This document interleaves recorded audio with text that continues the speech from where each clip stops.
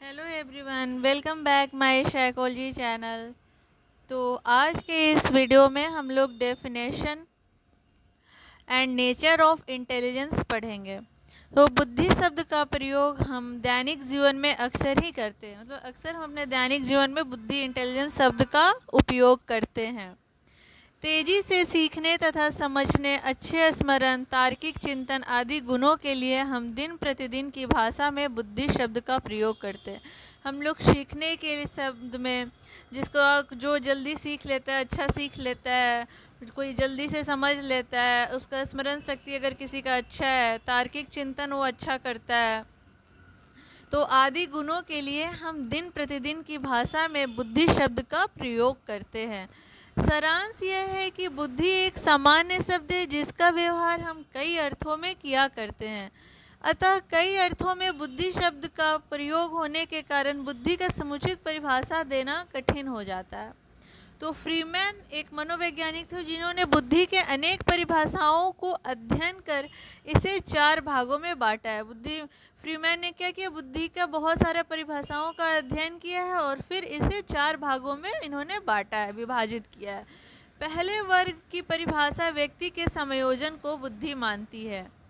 जो पहला वर्ग 4 वर्ग में बांटे हैं, तो उसमें जो पहले वर्ग है उसमें वो बुद्धि को संयोजन माने हैं, बुद्धि संयोजन को बुद्धि माने हैं। मतलब क्या हुआ कि अगर कोई व्यक्ति किसी अच्छे सिचुएशन में वो अच्छे से संभल जाता है, हर सिचुएशन को हैंडल कर लेता है, हंसते हंसते सारा काम कर लेता है, वो घबराता नहीं है, मतलब उसका संयोजन अच्छा है, तो वो क्या है, बुद्धिमान है।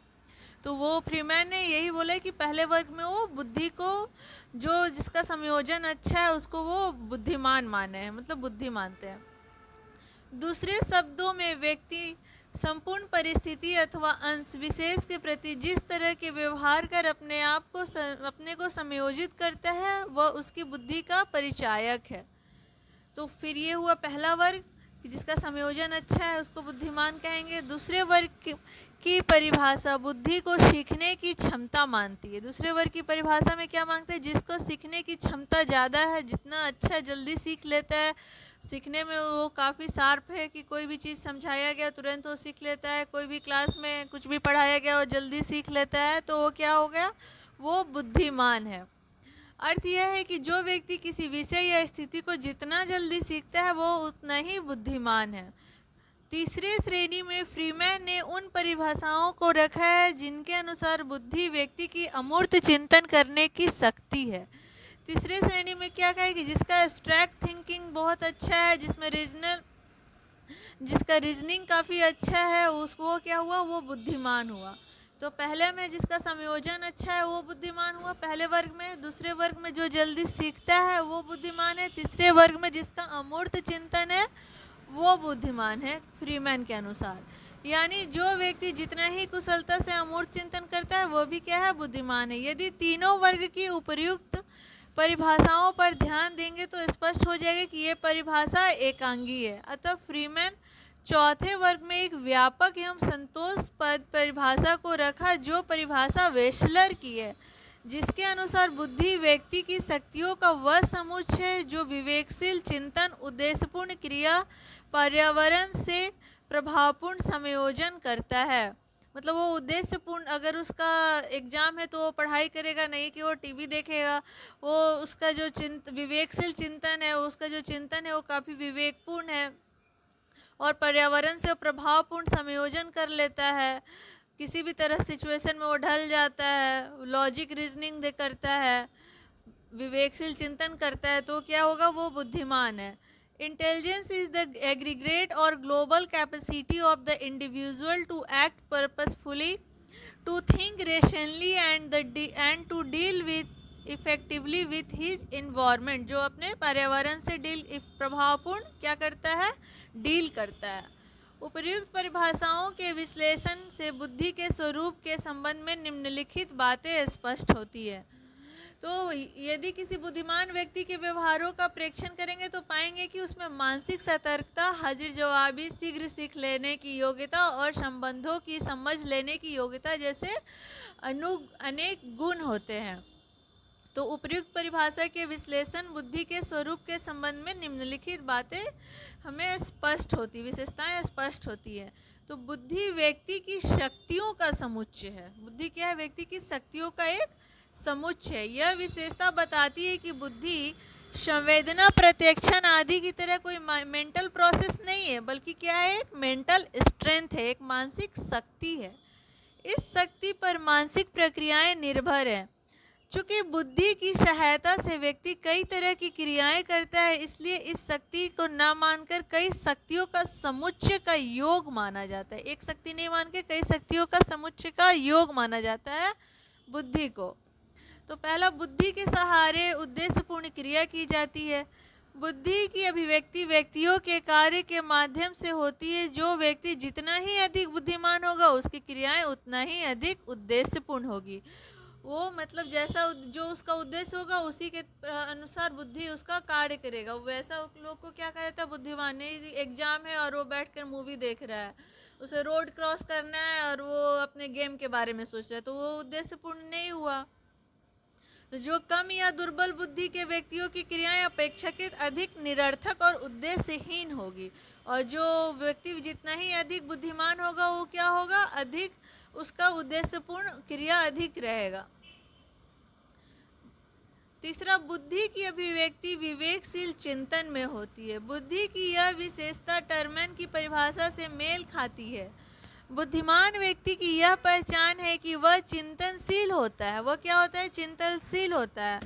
उसका चिंतन तर्कहीन नहीं होता है। उसका चिंतन तर्कहीन नहीं होता है, बल्कि युक्ति संगत और विवेकपूर्ण होता है। वो हमेशा विवेकपूर्ण बात करता है, कार्य करता है।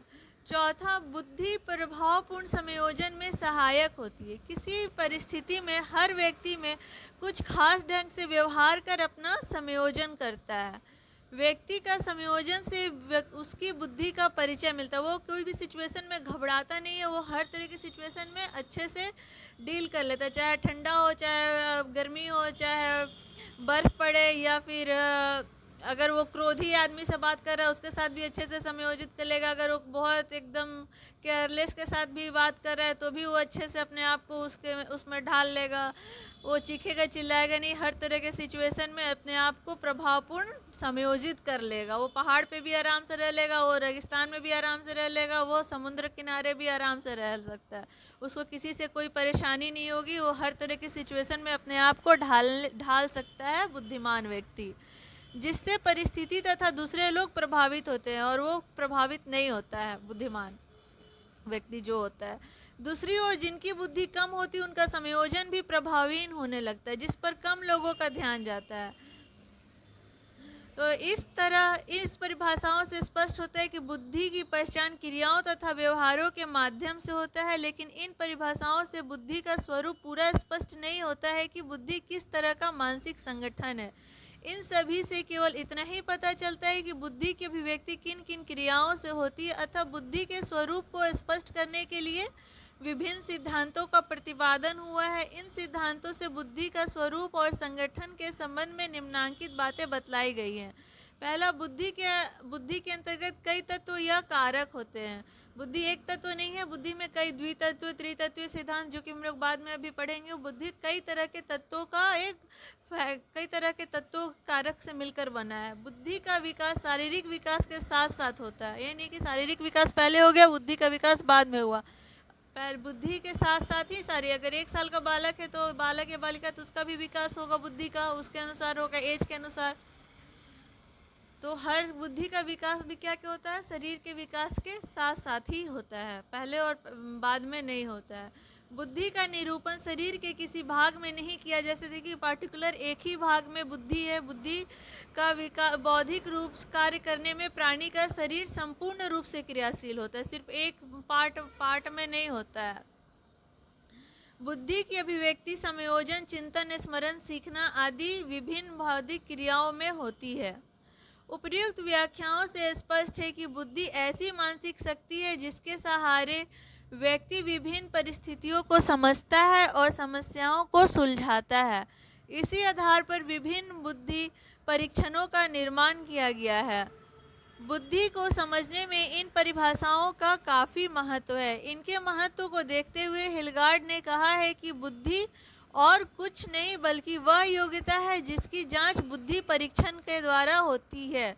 ये हिलगार्ड का भी नया परिभाषा है। यो क्या बोलते, बुद्धि कुछ नहीं है बल्कि वह है कि वो बुद्धि जिसकी जांच की जा सके, बुद्धि परीक्षणों के द्वारा होते हैं। Intelligence is what an intelligence test major.